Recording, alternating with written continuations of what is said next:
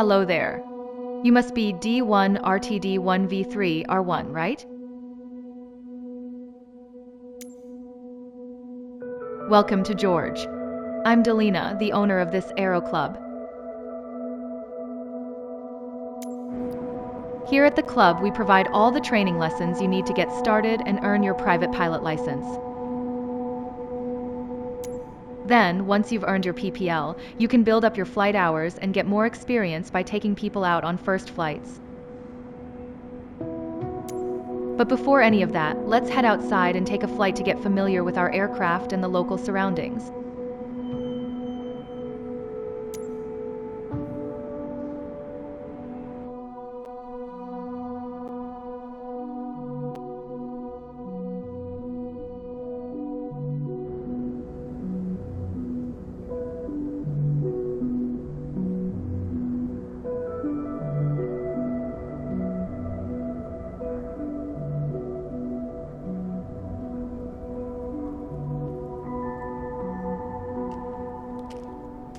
Welcome to the apron.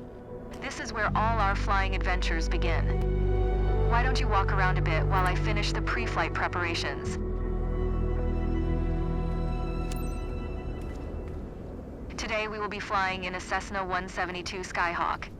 It's the main trainer airplane in our flight school. Our Cessna's got a glass cockpit and a 180 horsepower engine, climbs well, and is easy to fly. It's one sweet ride. I'm ready if you are, so hop in and buckle up. Let the good times roll.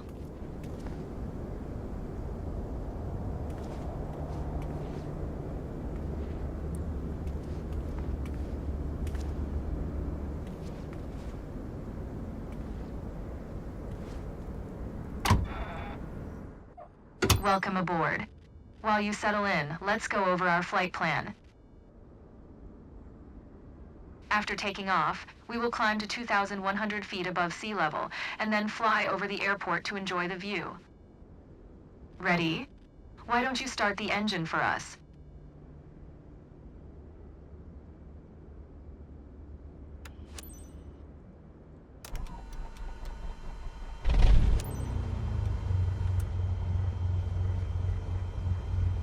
Perfect.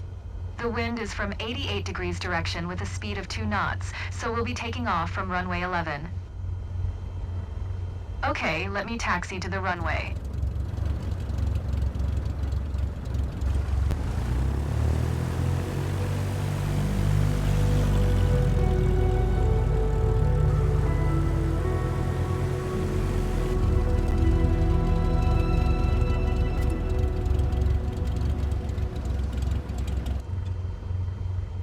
Alright, now comes the fun part.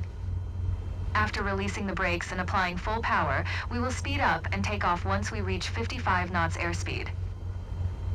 We will be climbing at 75 knots, which is the recommended climbing speed for the Cessna Skyhawk. While climbing, we will follow a left-hand traffic pattern and make 2 turns. Don't worry if it sounds overwhelming, I am here to help.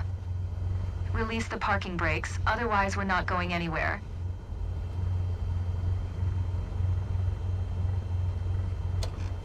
Good. Ready for takeoff? Apply full power to get us moving.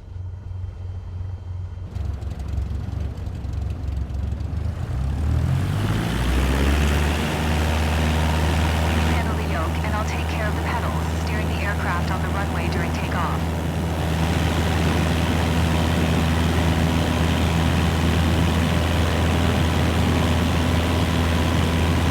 We have reached 55 knots.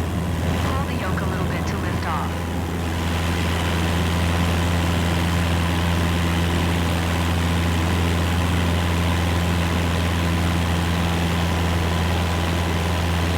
Perfect climbing attitude and speed. I see you know what you're doing.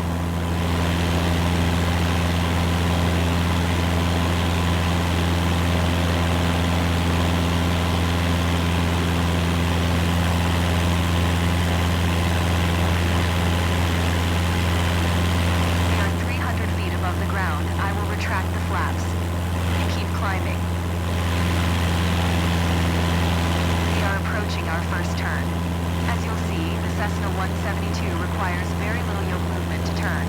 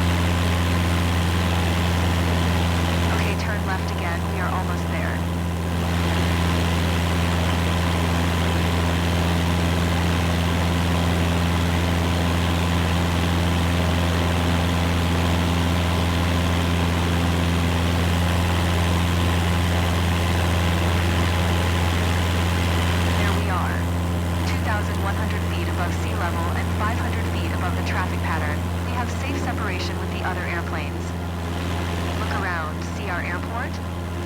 I love the weather today. The clouds are beautiful, aren't they? Let's fly over it.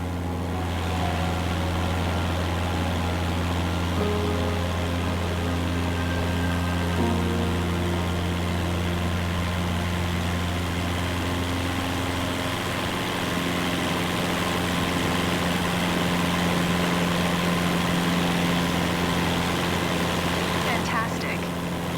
I know that you're busy navigating and controlling the plane, but don't forget to enjoy the view.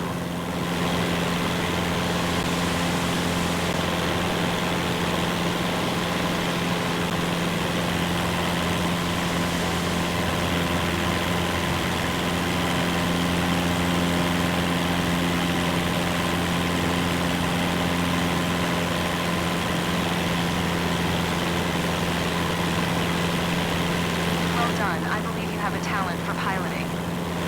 I hope you enjoyed the flight. Let's head back to the ground now.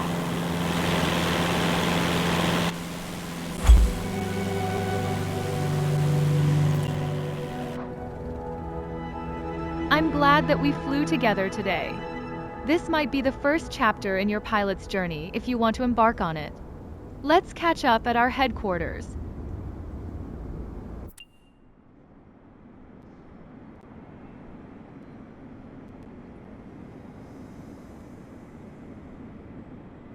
You seemed comfortable out there. I'm sure you will get your PPL in no time. There's a laptop in the office that shows all the certification information you'll need for your PPL exam. Take a look.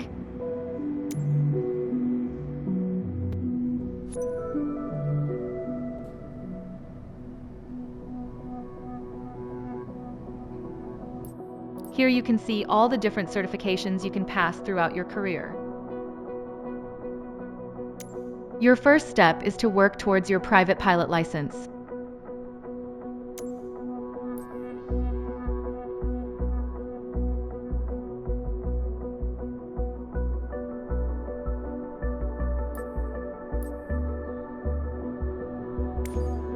All the training lessons you'll need to pass the PPL exam are available here. Make sure you're comfortable with these before taking the exam.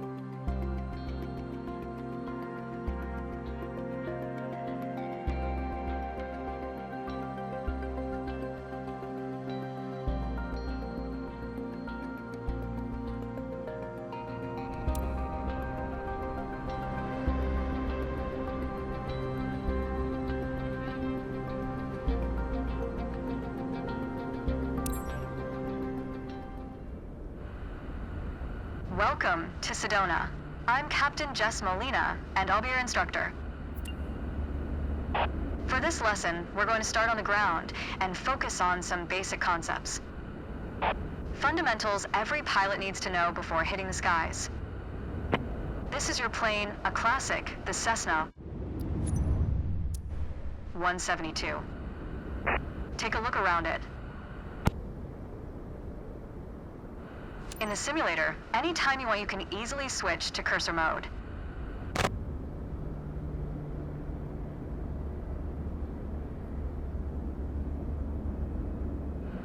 The cursor is handy for interacting with menus and cockpit controls or instruments.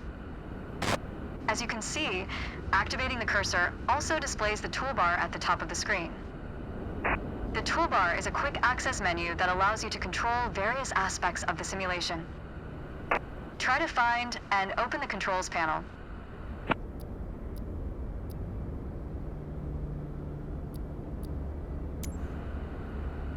The controls panel is a useful reminder of the button layout for the devices you're currently using. Now try to find and open the camera panel in the toolbar. The camera panel allows you to access the various views and camera modes of the simulation. Go ahead and close all the panels for now.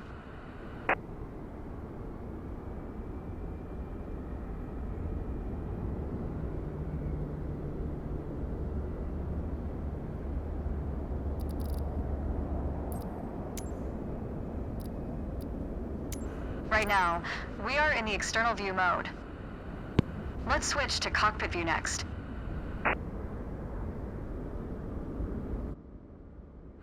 In front of you is the yoke, the primary means of controlling the aircraft. In the simulation, you will be controlling the aircraft with your peripherals of choice. So, let's hide the yoke for now. Alright, as we've seen, when you want to look around you, it's easy to rotate the camera. But you can also move it freely in the cockpit to get a better view of anything you want to see. Even through a window to look outside.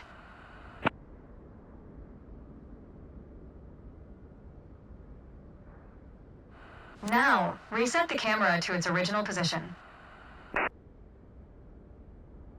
Alright, that covers all the main camera functions available in the simulation. Try to familiarize yourself with them a bit more, then reset the camera to its original position whenever you're done.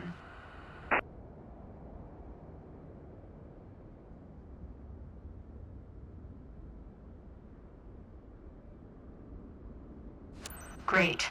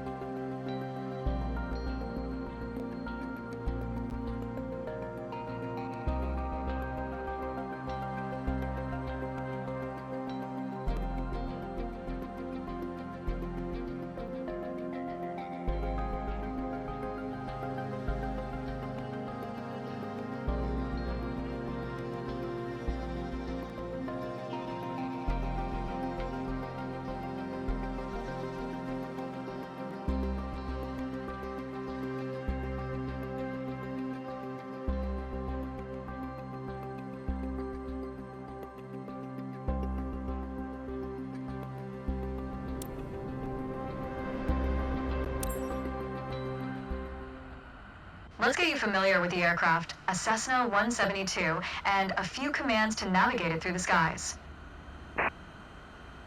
In front of you is the yoke. The yoke is like a steering wheel, more or less. Turn it left or right to control the ailerons and bank the aircraft into turns. Look at the trailing edge of the wings while turning the yoke to see the effect on the ailerons. Okay. Now, The difference between the yoke and a steering wheel is you can pull or push on the yoke. This controls the elevator at the back of the aircraft to make it climb or descend. Look at the horizontal stabilizer while you pull on the yoke. You can see how it affects the elevator.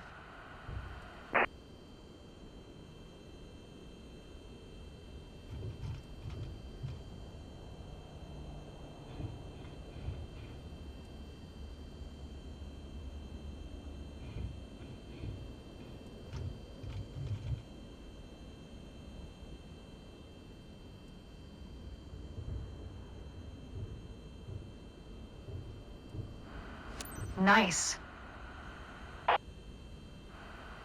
Down at your feet are the rudder pedals. They steer the aircraft when you're on the ground. The upper part of the pedals also control your brakes. In the air, they control the rudder at the end of the vertical stabilizer to yaw the aircraft. This is mostly for small corrections. For coordinating turns or compensating for a plane's tendency to pull left during takeoffs and climbs. Look at the vertical tail while operating the pedals to see the effect on the rudder. Great. Last but not least, the throttle is located near the center of the cockpit. Pushing forward will increase power, pulling back will decrease power. First, look at the throttle and select it.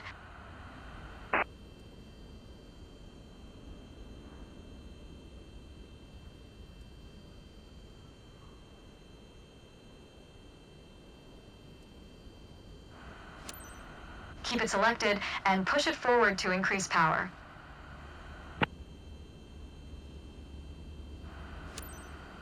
Power is increased. Now pull it back to decrease power.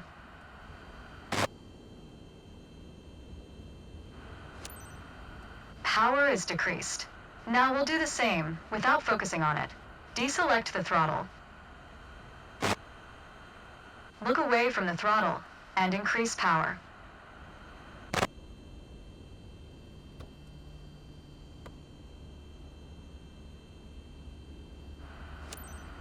Set your throttle to idle. Excellent. When the engine is on, you'll be able to see the power change on your RPM indicator. You will find it on your PFD screen in the top left corner. This tells you how fast the engine is spinning in hundreds of revolutions per minute. Next, take a look at your current speed on the airspeed indicator. It's on the left on your PFD screen. It measures the speed in knots. To check your altitude, look to the altimeter. It's on the right on your PFD screen. Not all aircraft have integrated screens with all this information. A lot of them rely on analog instruments. You can find the analog versions of the airspeed indicator and the altimeter just above the throttle. They are respectively on the left and right.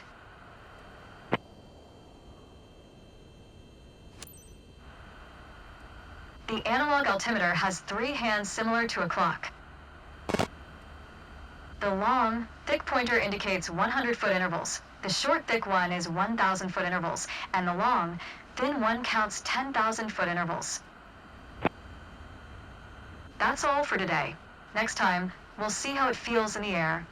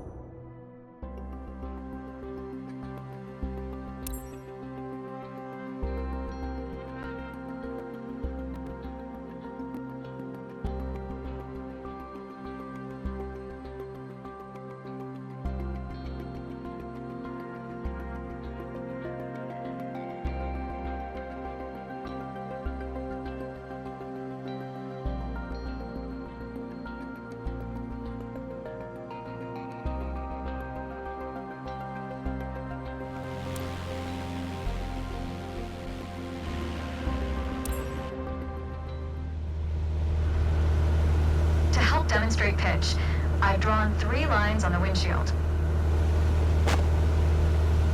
Notice how the middle line matches the horizon while we're flying level? This is the cruise attitude. The lower dotted line is the climb attitude, and the upper one is the descent attitude. Let's dig deeper into what that means. Pull back gently on the yoke until the climb attitude line matches the horizon. Then maintain that attitude.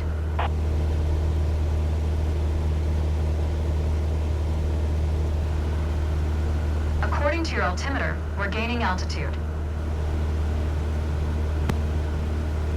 But we're losing airspeed, proving you can avoid basic physics while making a climb. Excellent.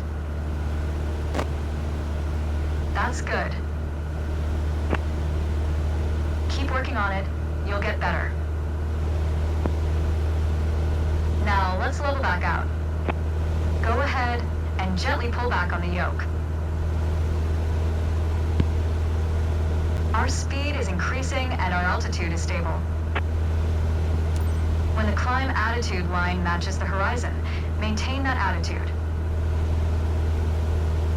That's good. That's okay. Push gently on the yoke until the descent attitude line matches the horizon. Go ahead and gently pull back on the yoke. Then maintain that attitude. When the climb attitude line matches the horizon, maintain that attitude.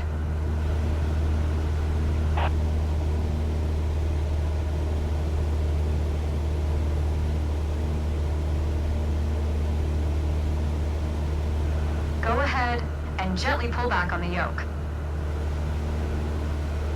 When the climb attitude line matches the horizon, maintain that attitude.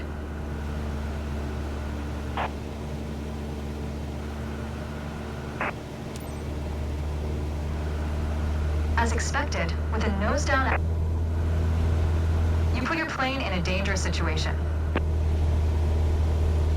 Push gently on the yoke until the descent attitude line matches the horizon.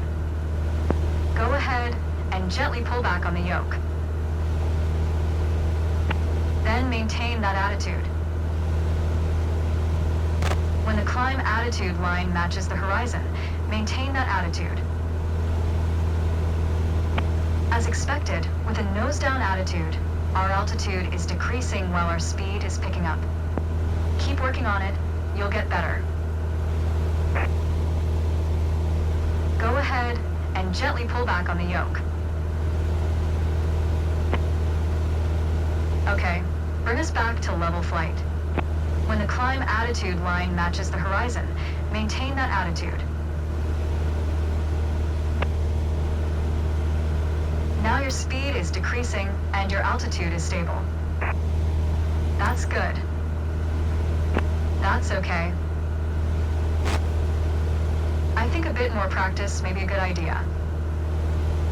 Go ahead and gently pull back on the yoke.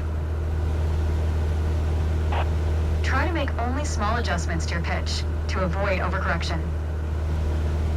When the climb attitude line matches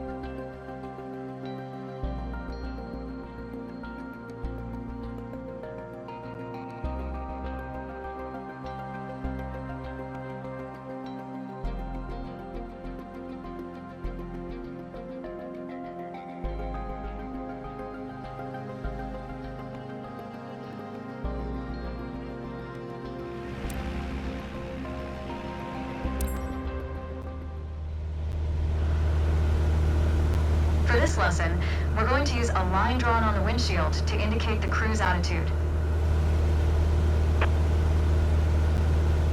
I've also added another dotted line to help you bank properly for left turns. Gently move the yoke to the left until the dotted line matches up with the horizon. Then maintain that bank.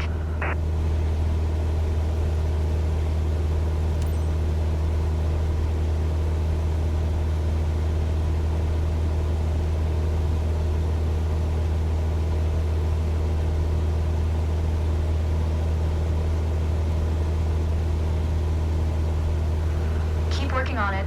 You'll get better. Watch your altitude. It wasn't constant during the turn. Now, let's see level back out.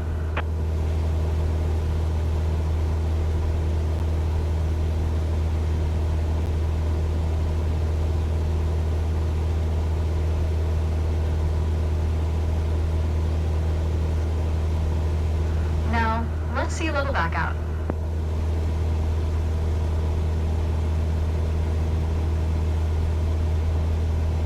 That's okay.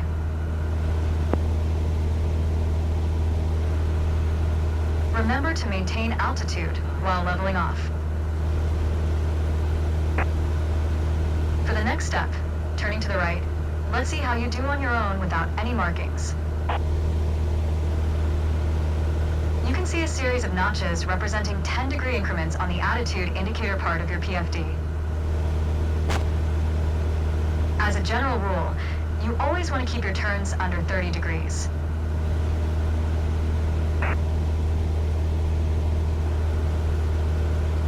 Start banking right until you're lined up with the second notch to the right on the attitude indicator. Then, maintain that 20-degree bank while remaining at the same altitude until I ask you to stop.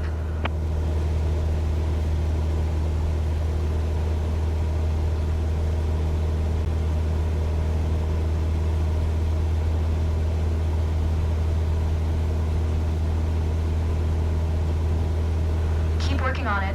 You'll get better. Keep working to maintain a constant altitude during the turn. Level us back out now.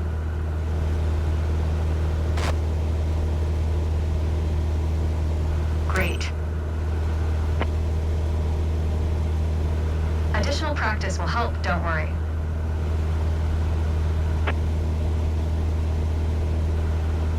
Small corrections on the yoke will lead to more accurate turns.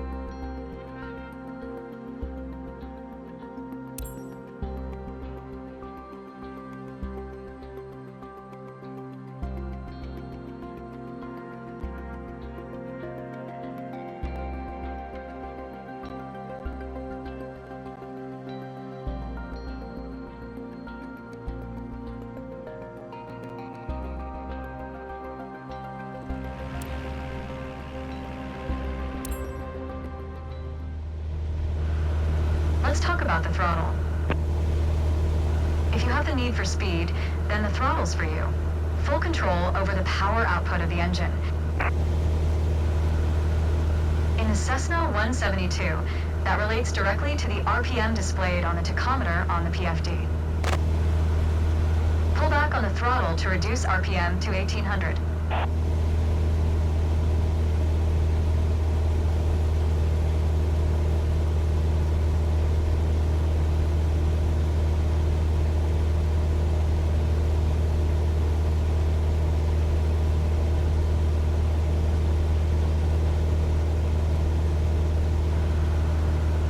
back on the throttle. You want to reduce RPM to 1800.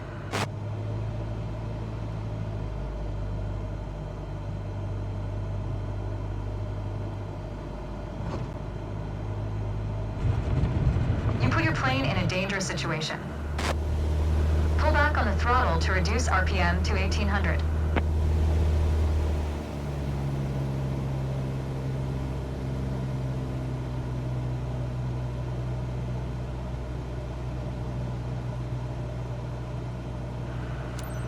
Look how your speed and altitude are also decreasing.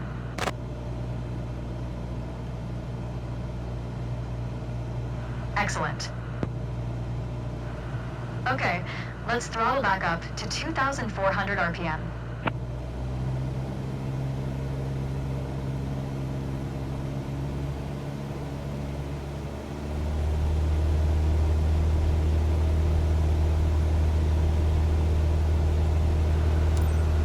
Your speed is increasing now.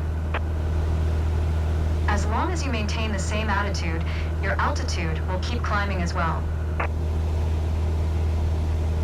Nice. That was excellent. With piston planes like this Cessna, it's common to have power targets defined in RPM.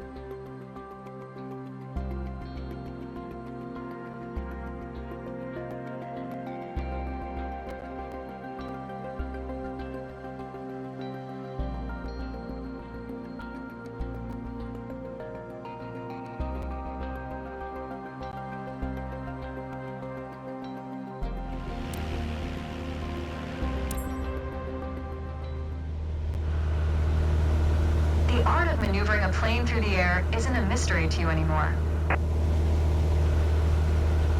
Now it's time to test the skills you've learned. As you can see, we're cruising at 6,000 feet on a north heading of 360 degrees. Start by descending to 5,500 feet while maintaining a northerly heading.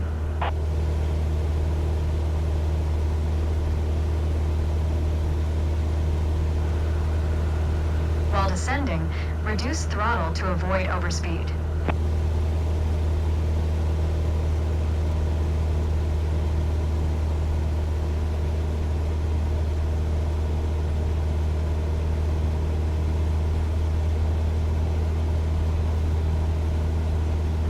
If your speed is in the yellow section of the airspeed indicator, it means you are overspeeding. Reduce throttle to idle and pull gently on the yoke to slow down.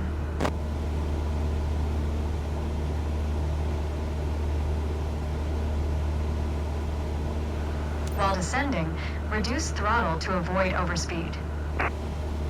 That's good. Now, climb to 6,000 feet and turn to a south heading. On the Cessna 172, you need full power to climb effectively.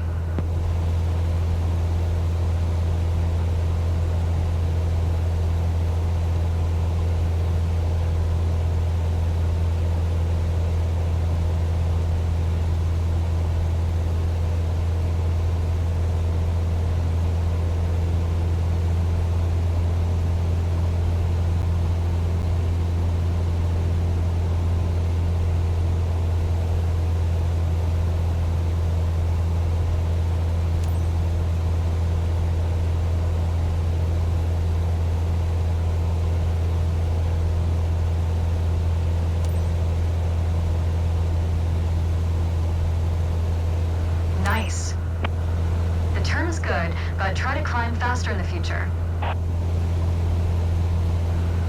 Alright, next exercise. Maintain your heading of 180 degrees, stay at 6,000 feet, and adjust your airspeed to 80 knots.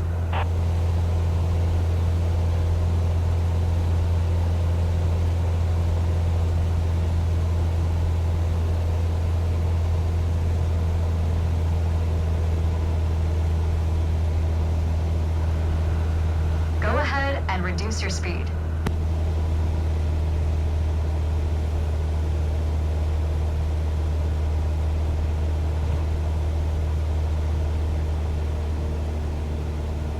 Go ahead and reduce your speed.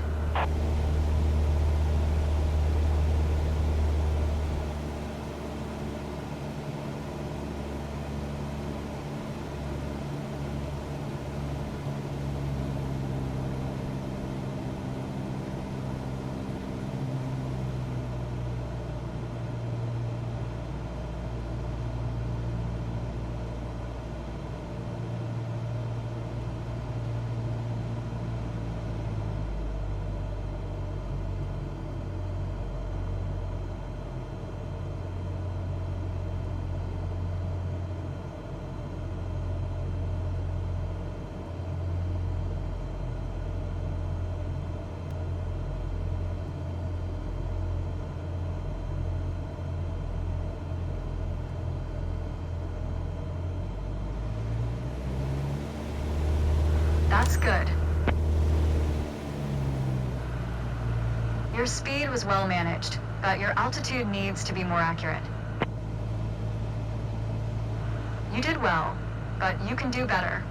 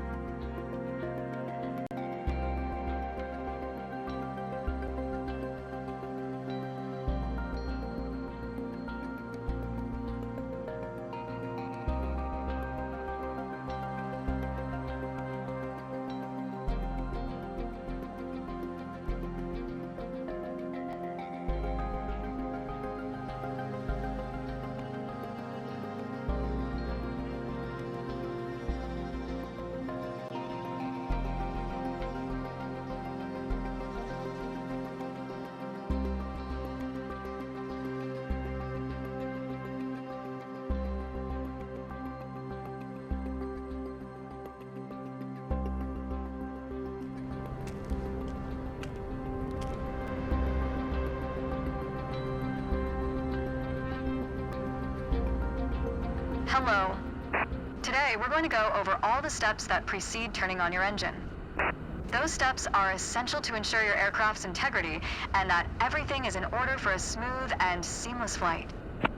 First of all, stretch your legs a bit and take a look at your aircraft and your surroundings. We never took much time to look at our aircraft from the outside, so take your time if you want to inspect it.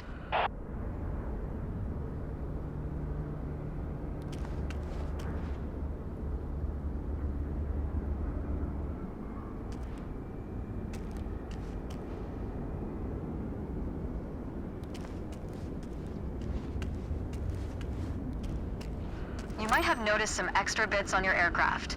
These are the covers and chocks. Covers are installed when the plane is not in use and are meant to avoid damaging its sensitive parts.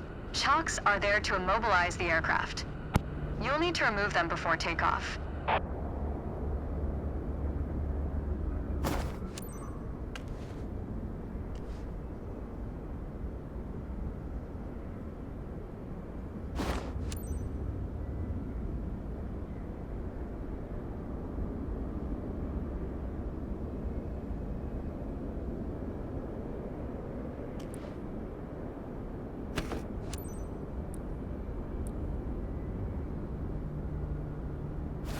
and we're done for the outside. Now that we're sure your aircraft is functional and ready to taxi, let's check the inside. Let's get to the matter at hand. You've been given an EFB, also referred to as an electronic flight bag. It's a tablet that stores critical flight information and is the ideal tool to prepare your flight plans and enhance your piloting experience.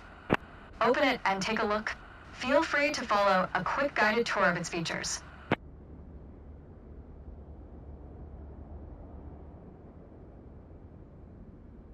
The EFB features an interactive map, a flight plan editor, aircraft and current flight information, a nav log as well as fuel and payload options. The EFB has plenty to offer, but if you want to get directly into the action, you can turn it off after you finish the quick tour.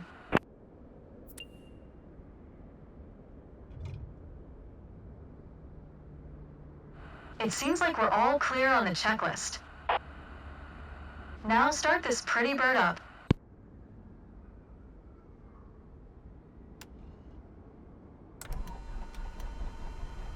Now that we've covered all the preparations, let's get to the good stuff, shall we?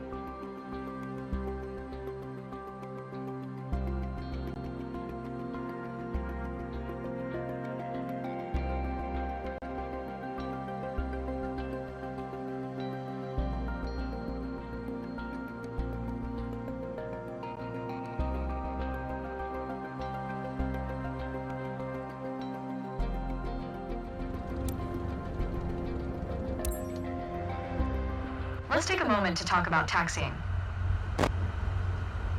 Taxiing refers to moving the aircraft on the ground under its own power. In particular, getting from the ramp out to the hold short point on the edge of the runway. Steering on the ground is managed through the rudder pedals. That's right, unlike driving a car, we turn by using our feet. Okay, ready? With the throttle idle, release your parking brake.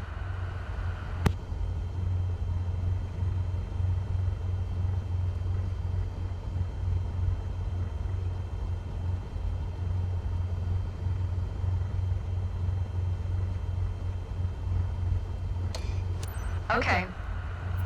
Now, gently increase throttle to get the aircraft moving.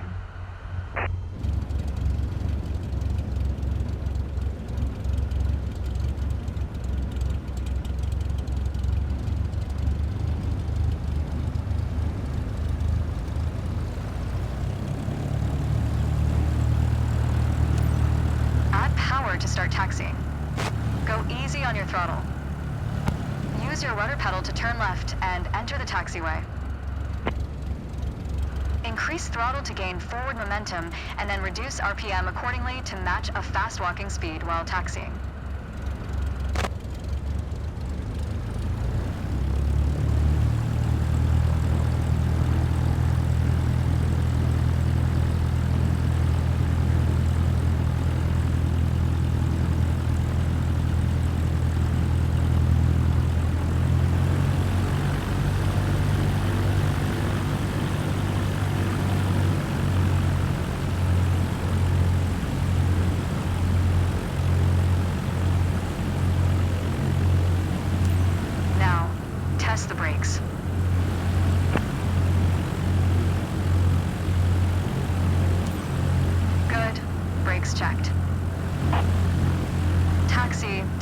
exit, then come to a stop.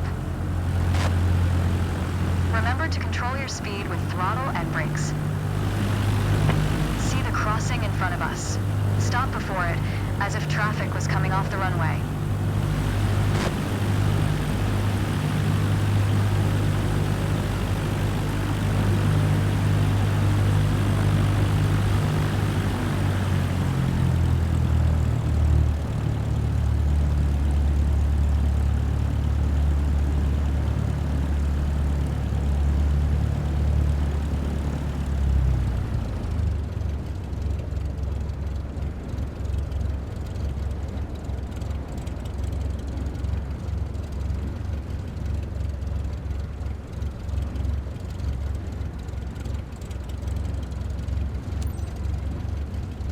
All right, taxi to holding point Alpha 1 next. It's at the far end of the airport, near the head of runway 21. Stay as close as possible to the taxiway center, marked by the yellow line, and watch your speed.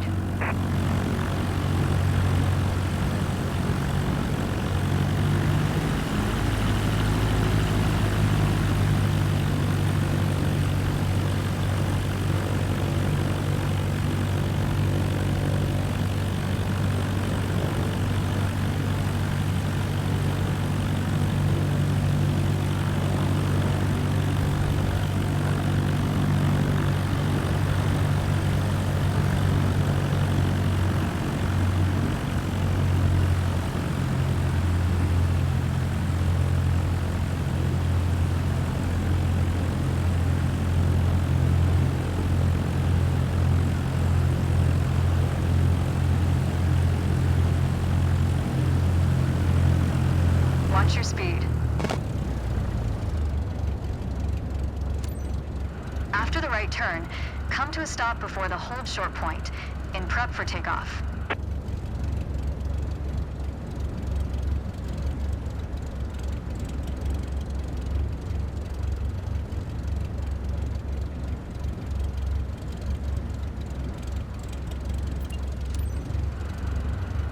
That was good taxiing.